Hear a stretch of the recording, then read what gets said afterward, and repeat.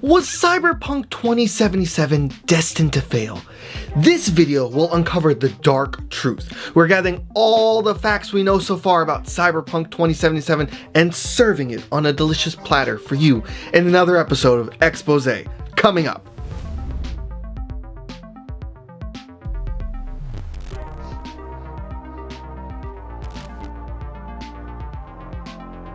What's up, guys? It's your boy Gazda, the hostess with the mostest, the information warden himself.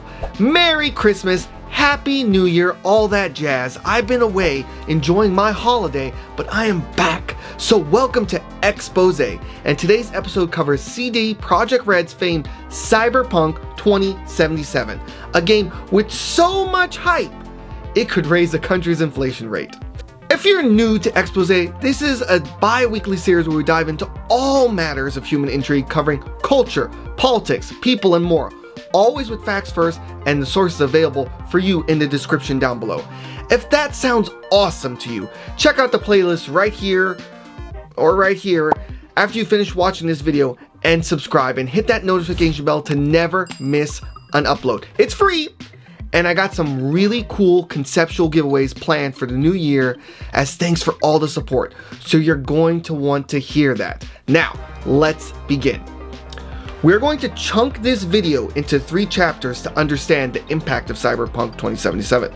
Like Scrooge, we're going to visit all 3 types of Christmas, CD Projekt Red's past, present, and future, so we may understand what happened, what went wrong, and what the future holds for this juggernaut title. Smash the like button for cool graphics, helps the channel grow. Cyberpunk 2077 was announced in the yesteryears of 2012. According to Edge Magazine's Jen Simpson, Cyberpunk 2077 is based on a role-playing tabletop game by Mike Pondsmith.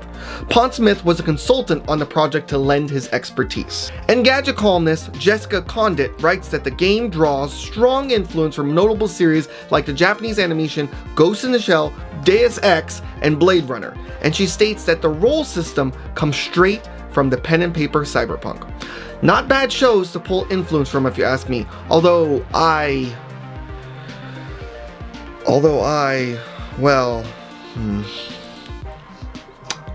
might get canceled for this, but never caught the hype train for Blade Runner. It was a cool movie, I guess.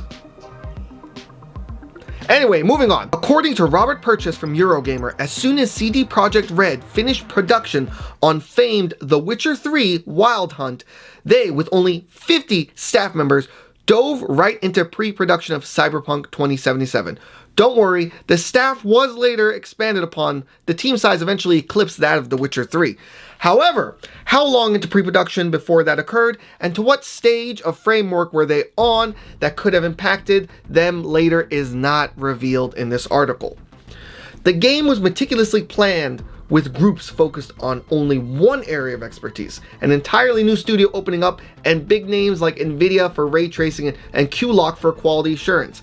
Optimization was at the heart of the mission as claimed by this studio, yet for all intents and purposes, we know that wasn't the reality. No, not even close.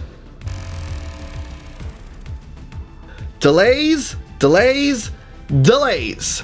That was the plague train of being an obedient fan salivating at the lips, waiting to take a bite into this game as every planned release got pushed back by the developers, claiming it just isn't done yet.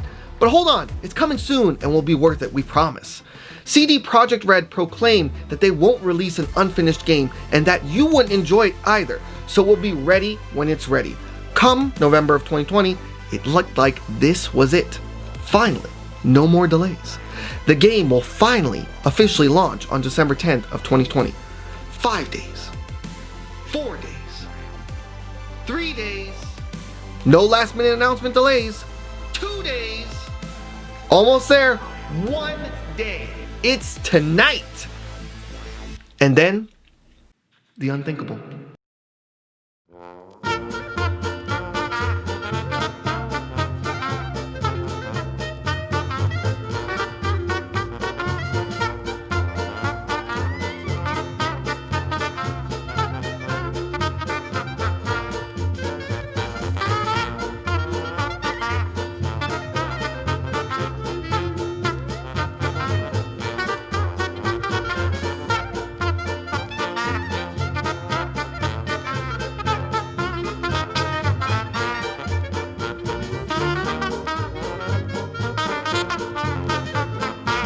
What the hell happened? Cyberpunk 2077? Big fat mess. Naked players, T-model player posing, crazy driving mechanics, and more insane bugs. Why have the development gods forsaken us and only left us with a dong creator? Clarity arrives. Reviews from critics start pouring in. PlayStation 4 and Xbox One reviews are very mixed. Turns out reviews by critics like Cali Plague were based on the PC version. And you needed a souped up computer at that to run it like they experienced. But wait, there's more! PC Gamer reported that Eurogamer reported that CD Projekt Red let the cat out of the bag via tweet that said, first of all, we would like to start by apologizing for not showing the game on base last-gen consoles before it premiered, and in consequence, not allowing you to make a more informed decision about your purchase. We should have paid more attention to making it play better on PlayStation 4 and Xbox One. How underhanded! The New York Times and The Guardian even wrote pieces dogging on it and the horrendous misfire that this game became after almost 10 years of suspense and buildup. The game was optimized for the newest consoles, we learned, something many, myself included, have struggled to get hold of without paying eye-gouging prices by scalpers. With all the slamming and slandering and hilarious glitch videos equaling a huge swath of inescapable bad press, the company had no choice but to begin offering refunds. Sony PlayStation even stepped in to offer refunds for a while, as written by Jonathan Dombush. With many patch updates being launched since release that stabilizes a lot of bugs, it seems it's being stitched to a playable state. But for many of us, we took our dong in hand and left. Looking to the future, Cyberpunk 2077 is No Man's Sky, and shouldn't be confused for that.